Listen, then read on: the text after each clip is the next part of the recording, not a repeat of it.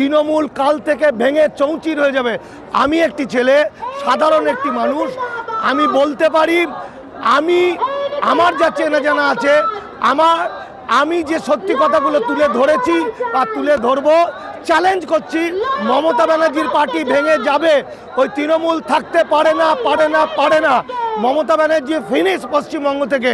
তার কারণ পশ্চিমবঙ্গের মুসলিম ভাইরাদের ওপর মমতা ব্যানার্জি যা অত্যাচার নামিয়ে এনেছে, এবং আদিবাসী, অনাবাসী, মতুয়া সম্প্রদায় যারা এই আইনে শেষ হয়ে যাবে, এবং বাঙাল ভাইরা, কোট অ্যান্ড কোট বাঙাল ভাই যারা 48 সালের পরে এসছে, তাদেরকেই তো ধরার জন্য এনপিআর আর এনআরসি এই আইনটা যখন তারা পড়বে, ওদের পার্টিতে কোনো লোক থাকবে না, কোনো নেতা থাকবে না।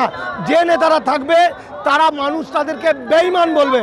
মমতা ব্যানার্জি ভারতবর্ষের এবং বাংলার অন্যতম বেঈমান।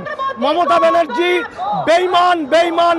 তার নাগরিকরা একদিকে আর দিদির নির্দেশে কলকাতার মহানাগরিক অন্যদিকে। এটা দুর্ভাগ্য, কিন্তু নাগরিক সমাজের প্রতিনিধিত্ব মহানাগরিক করেননি।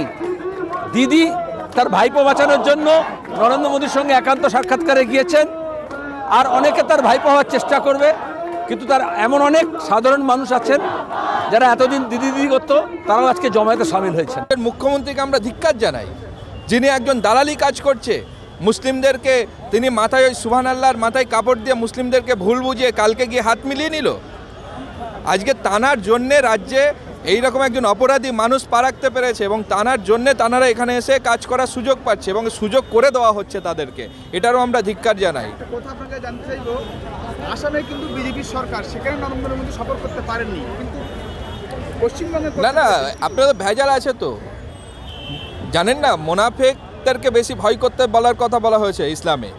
আপনি মোনাফেককে ভয় করুন, বেঈমানকে ভয় বেশি করতে হবে না। কারণ মোনাফেক ভিতর থেকে রসুলের লাশ চুরি করতে গেল, তাও দেখবেন দাড়ি, জুব্বা, তসবিহ নিয়ে লাশ চুরি করার জন্য মসজিদে বসেছিল। কিন্তু আপনার একজন বেঈমান হঠাৎ করে মুসলমানকে ক্ষতি করতে পারে না, একজন মোনাফেক হয়ে ক্ষতি করতে পারে। তো আমাদের রাজ্যের মুখ্যমন্ত্রী, উনি আমাদের ওই সুবহানাল্লাহ আল্লাহু আকবার বলে পাশে মিশে গিয়ে না, উনি আজকে সব সুযোগ করে দিচ্ছে। শুধু আমরা বুঝতে দেরি করেছি, মানুষ বুঝে গেছে, এবারে সঠিক জবাব মানুষ তাকে দেবে।